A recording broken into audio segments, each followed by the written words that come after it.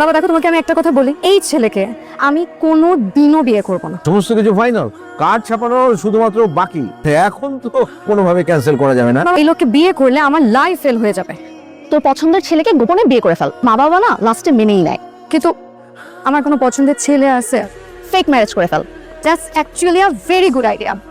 Sorry দোস্ত, তোর এই হেল্পটা আমি করতে পারতাম। দেখ তোর যে ফিয়ান্সি যে কি পরিমাণ পাগলা কুত্তা, আমি দোষ পারবো না, আমাকে মাফ করে দে। এটা কি করলেন আপনি? আমরা তো কথা দিয়ে কথা রাখলেন না। আজ কতগুলো দিন টাকা দেবো ঘুরাইতেছে, টাকা দেন না কেন? টাকা বাকি বাজাইছি আমি লাখ লাখ টাকা। এই টাকা যদি 2 দিন পরে আপনার নাকের উপর ছুঁড়ে মারতে না পারি, আমার নামে কুত্তা পেলে। হ্যাঁ, কুত্তা বলতে টাকা লাগে না, পাউল কথাকার। হ্যাঁ মাহিম, দাঁড়াও, তুমি আমার বাসা ছাড়বা কবে? বাসা ছাড়ার কি কথা ছিল? আমি তো বাসা ছাড়বো না। 3 মাস ধরে আমার বাসা ভাড়া দেওয়া হচ্ছে। সামনের মাসে আমি একটা সিনেমা পাইছি চাচা, আপনার টাকা দিয়ে দিব, আরো 3 মাসে অ্যাডভান্স করে দিব চাচা। যদি হিট হয়ে যায়, নানা ইন্টারভিউ ডাকবে না, প্রথমে গিয়ে আপনার নামটা নিই। আমি বলবো এই শামীম চৌধুরী চাচার কারণে আমি এই জায়গায়। এই মিঠা কথাই কিন্তু চিরা ভিজবে না। কই তোর অভিনেতা? আমার বান্ধবী রিদি, মাহিম ভাই আমার এলাকার বড় ভাই, অনেক ভালো অ্যাক্টর।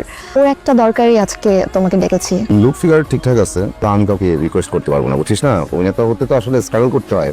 আপনার সাথে অভিনয় করতে চায় না। ও একজন অ্যাক্টরকে হায়ার করতেছে। এটা তুই আগে বলবি না? এটা আপনাদের বাসা, ভিতরে গেলেই তো অভিনয় শুরু করে দিতে হবে। কোনো ওভার অ্যাক্টিং করবেন না। আসসালামু আলাইকুম আম্মা। ওয়ালাইকুম আসসালাম। নিয়ম রাম্মানো নিয়মটা কষ্ট খারাপ। দাঁড়াই কেন, ভিতরে আসো। মাম্মা এটা দেখেন আফা কারে লইছে। নীতি সানতি। আসসালামু আলাইকুম আম্মা জান। হে কে আমাকে আম্মা ডাকছো কি? আমি অবাক হচ্ছি, মা হয়ে এই কথা কি করে বলতে পারলেন আপনি? ওই মমতাময়ী শাশুড়ি আম্মা। এই সরো, আজকে বিয়ে করে ফেলছি। কাউকে না জানি।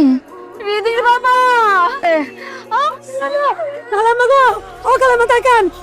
এখন কেমন আছে? আম্মা জান বন্ধ করে না একটু। কি হলো, এত হইতো কিসে?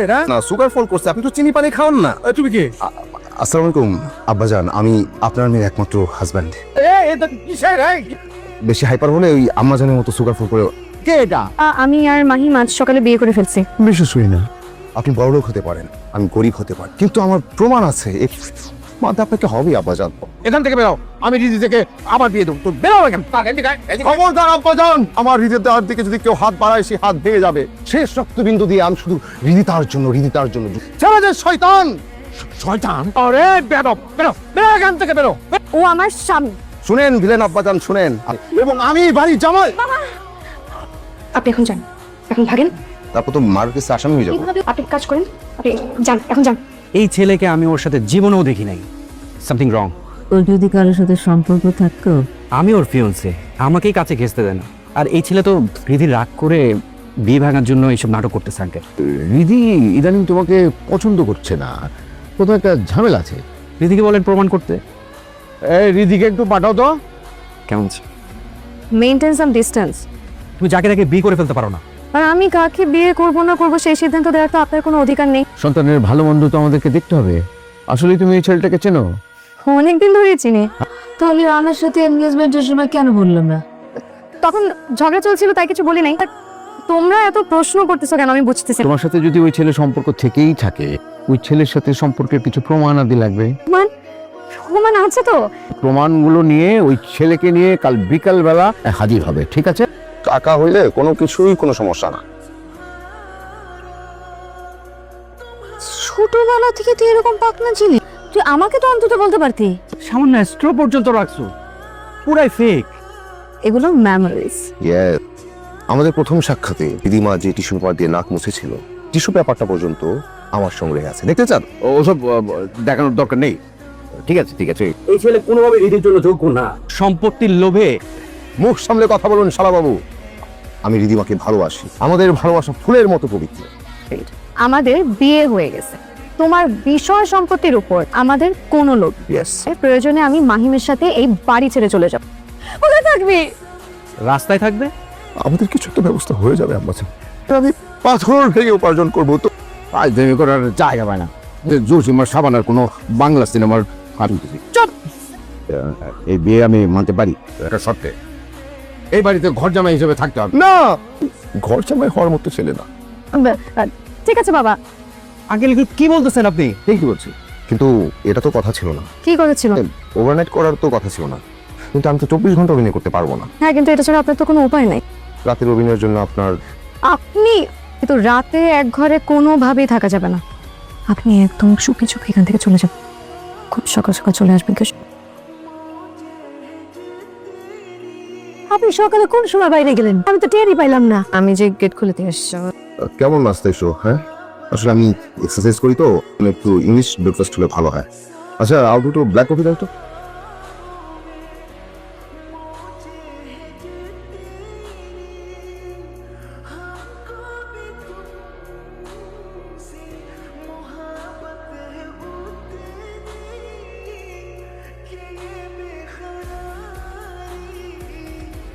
ডিউটির কথা কি সব ভুলে গেছেন? সবাই আপনার কথা জিজ্ঞেস করছিল। আম্মা অসুস্থ।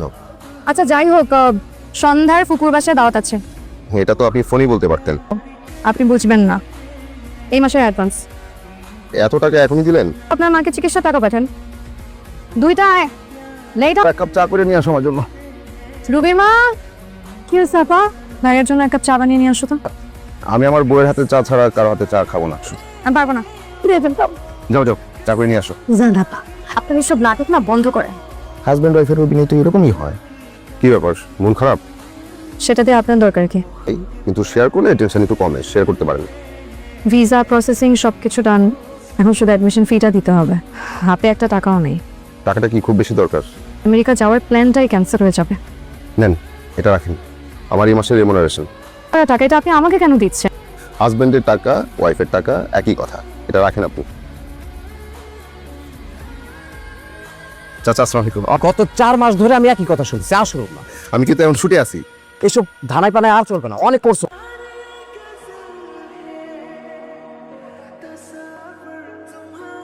অভিনয় শিল্পী মাহিমের বাসা না? বাসা ছিল, এখন নাই। মানে ওকে বের করে দেওয়া হয়েছে। 4 মাস বাসা ভাড়া দেয় না। American boyfriend. সেটা দিয়ে আপনার কি? তো আপনার কি সম্পর্ক? সবাইকে আমার মতো অনেস্ট নাকি? নিজে নিজে সাধু সাজেন, ফোন করলে 15-20টা মেন নাম্বার এমনিতেই পাওয়া যাবে। আপনি কি আমার ফোন চেক করছেন? পাসওয়ার্ড করেন কোথায়? মানুষ ঠিকই বলে ঘরের বউ ভয়ঙ্কর, বই তা অভিনয়ে হোক আর বাস্তবে হোক। আজকে তো দেখছি এক মেয়ের সাথে কথা বলছেন, ডেটে গেছেন না? অভিনয় করতে ডাকছেন, অভিনয় করতেছি। কি ব্যাপার, আমার পিছনে কি স্পাই লাগাইছেন? সামনের মাসে ফ্লাইট, আমার প্রসেসিং সবকিছু ডান। না গেলে হয় না। থেকে কি করবা? আমার মনে হয় কি আমাদের ব্যাপারটা আঙ্কেলকে জানানো হচ্ছে। ছেলেটা কিন্তু খুব ভালো। ছেলেটা যদি না থাকতো তোমাকে আমি বাঁচাতে পারতাম না। কোথায় যেন একটা হিসাব মিলছে না। আঙ্কেল, আসলাম আপনাকে একটা খবর দিতে। কি রিদিমার ওই ছেলেকে ডাক দেন, আজকে তোমাদের দিন শেষ। মানুষের লজ্জা বলতেও একটা জিনিস থাকে। জি, আমি চৌধুরী মামুন, একজন সিনিয়র আর্টিস্ট। ইনি সে ব্যক্তি কাজী হয়ে, এটা হচ্ছে ফেক কাবিন না, সেগুলো সব এআই দিয়ে বানানো, কখনো বিয়েই করেনি। যা বলছে সব সত্যি। তোরা এতদিনে একসাথে থাকলে আমার জান, আপনি হাইপার হবেন না, তাহলে আবার সুগার ফল করবে। আকাশ শহরে কে কার খবর রাখে? অনেক ভালো মনে করেছিলাম। এখন বুঝতে পারছেন আঙ্কেল? মাঝে মাঝে আমার মনে হয় কি জানেন, আমাকে বিয়ে করা কোনোদিনই মুখ্য বিষয় ছিল না। মুখ্য বিষয় ছিল আমার বাবার সম্পত্তি। আর যা হয়েছে সব আমার দোষ, মাহিম ভাইয়ের কোনো দোষ নেই। বিয়েটা ঠেকানোর আর কোনো উপায় ছিল না, তাই এত কিছু হওয়ার পরও আমি রিদিমাকে রিদিমাকে কি অনেক হয়েছে। আজকে সবকিছু হয়েছে তোমার জন্য, এটার জন্য তুমি দায়ী। আমাদের বাসায় আর কখনো এসো না। আপনার জন্য শুভকামনা। কষ্ট লাগছে? রিদি যদি তোমাকে ভালোবাসেও, জানোই না কিভাবে ভালোবাসা আদায় করে নিতে হয়। ভালোবাসা হেঁটে হেঁটে আসে না,